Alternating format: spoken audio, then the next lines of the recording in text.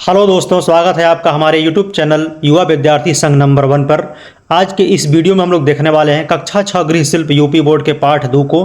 पाठ 2 का नाम है स्वच्छता। इस वीडियो में हम लोग इस चैप्टर का पूरे प्रश्न उत्तर को करने वाले हैं। तो चलिए इसके प्रश्न उत्तर को हम लोग स्टार्ट करते हैं। जो पहला प्रश्न दिया गया है वस्तुनिष्ठ प्रश्न है, यानी कि बहुविकल्पी प्रश्न को वस्तुनिष्ठ प्रश्न बोलते हैं। ठीक है, या रिक्त स्थान को जो पूर्ति करने वाला होता है वो भी वस्तुनिष्ठ प्रश्न के अंतर्गत ही आता है। तो चलिए जो पहला प्रश्न है हम लोगों का रिक्त स्थान वाला है। क नंबर दिया गया है, घर की नाली को रखना चाहिए। यहाँ पे कोष्टक में आपके बुक में दिया हुआ है खुला और बंद। ये जो देख रहे हैं इस कलर का जो किया गया है ये खाली स्थान है और नीचे अंडरलाइन है ना।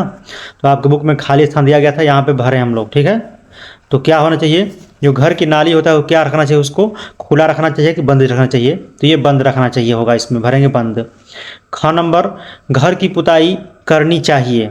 घर की पुताई मतलब जो घर की पेंट हम लोग कराते हैं तो प्रतिदिन पुताई करनी चाहिए कि साप्ताहिक करना चाहिए कि मासिक करना चाहिए, मतलब महीने में करना चाहिए कि वार्षिक करना चाहिए।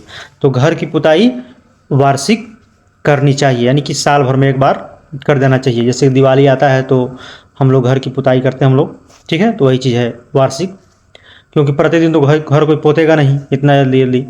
ग नंबर प्रश्न है, शौचालय का प्रयोग करना चाहिए। बंद शौचालय कि खुला शौचालय, तो बंद शौचालय, यानी कि घर में टॉयलेट में करना चाहिए। अब ये नहीं कि खुले में करें जा करके गंदगी फैलाएं। तो दूसरा जो प्रश्न हम लोगों का है प्रश्न नंबर 2, अति लघुत्तरीय प्रश्न। ठीक है, तो इसमें प्रश्न दिया गया है विश्व शौचालय दिवस कब मनाया जाता है। तो विश्व शौचालय दिवस 19 नवंबर को मनाया जाता है। तो इस तरह से आप लोग याद रखेंगे कि 19 नवंबर को शौचालय दिवस मनाया जाता है। ठीक है।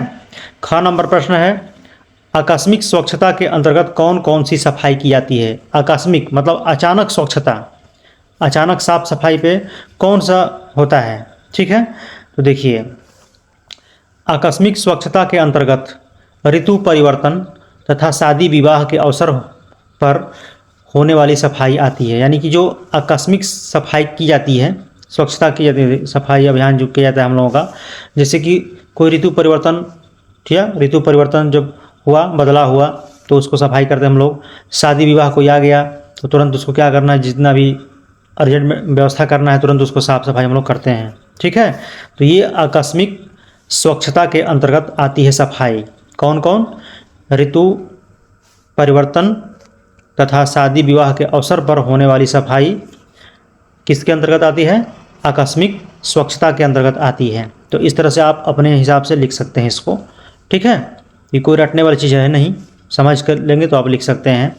प्रश्न नंबर 3 है लघु उत्तरी प्रश्न, हरे तथा नीले रंग के कूड़ादान का प्रयोग क्यों करते हैं। यानी जो हरा रंग का कूड़ादान होता है और नीले रंग का कूड़ादान देखे होंगे आप लोग, इस समय हर जगह उपयोग हो रहा है ये। तो उत्तर लिखेंगे इसको भी आप समझ लीजिए। कोई भी उत्तर लिखिए पहले इसको समझ लीजिए, समझ लेंगे तो आप अपने से लिख देंगे, नहीं तो रटते रह जाएंगे, कितना क्वेश्चन रटेंगे आप लोग। ठीक है, तो सूखे और गीले कचरे को अलग अलग करने के लिए हरे और नीले रंग के कूड़ादान का प्रयोग करते हैं।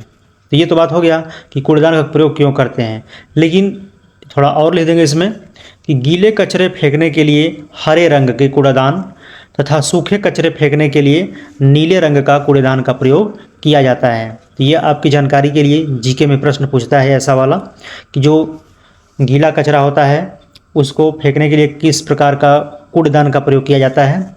तो गीला के लिए हरा रंग का और जो सूखा कचरा होता है उसको फेंकने के लिए नीले रंग का कूड़ेदान का प्रयोग किया जाता है। ठीक है। ब नंबर प्रश्न है, सफाई का क्या अर्थ है। सफाई का क्या अर्थ है, तो सफाई का अर्थ गंदगी को दूर करना तथा प्रत्येक वस्तु को साफ, कीटाणु रहित तथा व्यवस्थित रखना है। ठीक है, सफाई का मतलब आप समझ गए मोटा मोटी कि सफाई का अर्थ क्या होता है, गंदगी को दूर करना तथा प्रत्येक वस्तु को साफ, कीटाणु रहित यानी कीटाणु से छुटकारा प्राप्त करना, रहित मतलब क्या होता है कीटाणु उसमें ना हो, तथा व्यवस्थित रखना यानी कि अच्छे से उसको रखना किसी चीज़ को। ग नंबर प्रश्न है, खुले में शौच करने से होने वाली बीमारियों के नाम लिखिए। ठीक है, तो बीमारियां तो बहुत है, 2-3 वो लिख देंगे आप काम चल जाएगा। जैसे हैज़ा, टाइफाइड, डायरिया, ये ज़्यादा चलता है। ठीक है, तो इस 3 को याद कर रखिए। प्रश्न नंबर 4 है, पॉलीथीन के प्रयोग से क्या क्या हानियाँ होती है। जो प्लास्टिक हम लोग कहते हैं ना पॉलीथीन, तो क्या क्या हानि होती है, तो इसको हम लोग लिखेंगे पॉलीथीन के प्रयोग से होने वाली हानियाँ, हेडिंग डाल देंगे। उसके बाद लिखेंगे हम लोग, बना के लिखते हैं अच्छे से इसको, कि पॉलीथीन के प्रयोग से निम्नलिखित हानियाँ होती हैं। इस तरह से लिखने के बाद अब नंबर डाल के लिख दीजिए 2-3 को। मिट्टी की उपजाऊ क्षमता को कम कर देती है, यानी जो जिसमें फसल उगता है हम लोगों का उपजाऊ क्षमता कम हो जाता है वो। दूसरा लिखेंगे नंबर डाल के, पॉलीथीन जलाने से जहरीली गैस फैलती है जिससे त्वचा तथा श्वास संबंधी बीमारियां होती है, सांस लेने में दिक्कत होती है। ठीक है, कहने का मतलब यही है, श्वास संबंधी। तीसरा, यह नदी नाले में जाकर उनके बहाव को रोक देती है जो बीमारी गंदगी एवं बाढ़ का कारण बनती है। तो इस तरह से इसका प्रयोग आप समझ गए, हानियाँ मतलब कि पॉलीथीन का जो प्रयोग होता है तो उससे क्या क्या हानियाँ होता है। ठीक है, चलिए ख नंबर प्रश्न देख लेते हैं। इसका लास्ट प्रश्न है, घरेलू कूड़े कचरे के निपटारे का सही तरीका क्या है।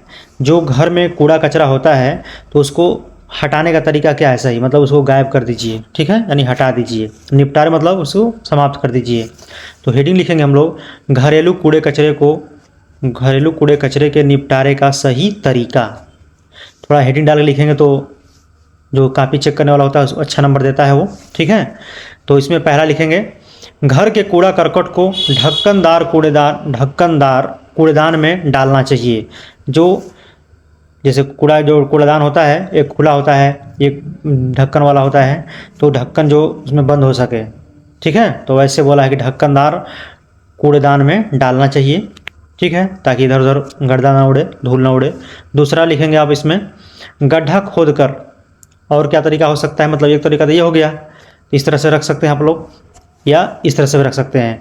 गड्ढा खोदकर, कहीं घर में जैसे है मिट्टी उट्टी का, जैसे किसी का द्वार होता है, तो गड्ढा खोद करके घरेलू कूड़े कचरे को उसमें डालकर ऊपर से मिट्टी डालकर दबा देना चाहिए। ठीक है, तो 2 तरीका यहाँ पे देख लीजिए, बढ़िया से याद रखिए और लिख देंगे, आपको नंबर पूरा मिल जाएगा। तो मिलते हैं नेक्स्ट वीडियो में, धन्यवाद।